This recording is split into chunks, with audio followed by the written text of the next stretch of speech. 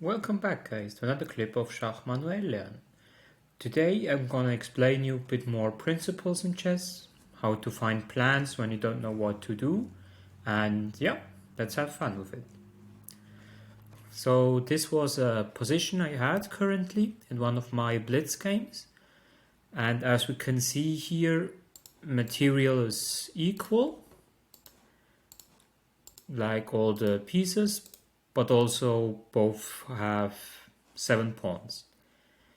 So let's take a look and what is the idea in this position. So we see white is slightly better because black pawns are a bit weak distributed compared to the white ones, and we try to use this advantage. So let's say if we would recapture, then we solved a bit the problem of white, of black's position. And that's why we try not to exchange this for this pawn. So what here we have for an idea is we would like to play this, but then he captures. So we have to support this pawn, like either by this or by this kind of. So I played bishop d4, attacking the rook. So he doesn't have time to capture here. And then he is forced to play rook g8. And then I played e5. If he captures now, these problems are still remaining. And then we made a bit improvement in the position. So what happened in the game? He played bishop g7. Like now he pins my pawn. So I'm not able to capture here, otherwise my bishop will be captured. So I played f4. f6, it's quite simple, I can just capture it. So he played castle, I still can't take. So I protected my bishop. And you see it's really all about this here in the center, because this is really important for the upcoming moves. So c5, now I played bishop back, b6. What I calculated in the game, if he would capture here, but I would just, recapture and then with bishop f4. Or the other option, if he would capture, I can also capture here. And if he tries to make a passed pawn, I can capture here. And if he captures here, I don't really care because this here is really weak. And I can still capture here, for instance. So I played b6. Now I captured. And now he still has his weaknesses. And that was really important. Like, that was a bit a part of the game. I continued then with try to trade all of the pieces, like rook d1, but it's not possible because he controls this square 3 times. So now we try to eliminate this queen side plus the rooks that we can play on this weakness on king's side. So I just play with few moves. After rook g8, I was able to play bishop d1, bishop d5, bishop c2, attacking the weakness, bishop back, bishop b3, not trading, because then I don't have proper square and then he can just combine his pawns for nothing. So that's not a good idea. That's why I play bishop b3. If he would go now back, then I capture, because I want to exchange as much as possible. The game, he played rook d7, protecting the attacked f7 pawn. Rook d1, capture, capture. Rook d1, capture, capture. So now, next part, like next milestone was achieved, if you want to say it like that.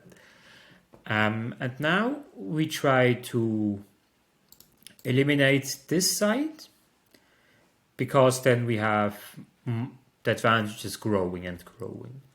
So king d6, again on this weakness. He wants to defend it. d1. I didn't want to trade this bishop without rooks, because he can come on one of these two squares, which is already bad. And second one, even they are weak, but they have the right color for him. Like, I can never attack these 3 pawns, so he doesn't have to protect it. So that would be a huge mistake if I would capture here. So played bishop d1, bishop c6, d2 for making space for my king, bishop e4, then I played b4, as I mentioned, planned earlier. Try to get rid of these pawns. Now here I had bishop e2 with idea bishop b5 and then cutting the king out. King d5, bishop e8 for attacking the weakness. If he plays this, it's really bad for his bishop, so I can just play then this, and this bishop just stucks there. So f6 is not an option for him. King e6, then I eliminated this side, and then we played few moves. Here I just had to be careful that like he's not playing something like this.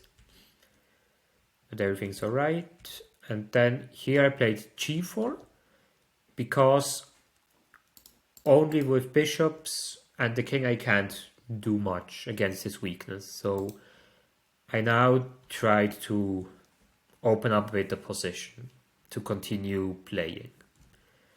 So captured, captured.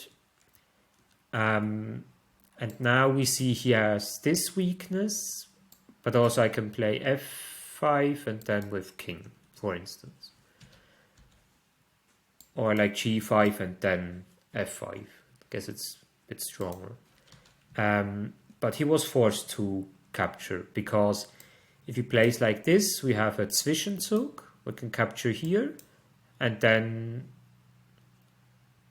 we can play this, for instance, capture, capture, and then this bishop is under pressure, plus we have this here.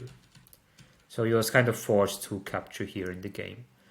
He played bishop f4, then I played f5, and here, I didn't play g5 because of this, and then it gets a bit complicated, because if these pawns are gone, it's just a draw.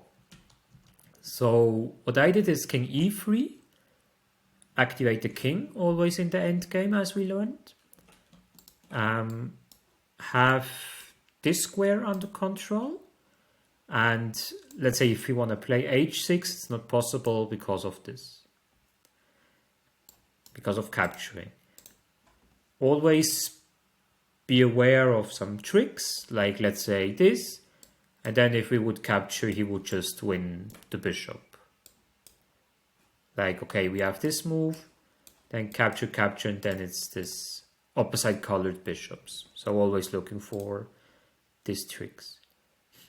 And here I played f6, because I knew that he has to go backwards or sideways.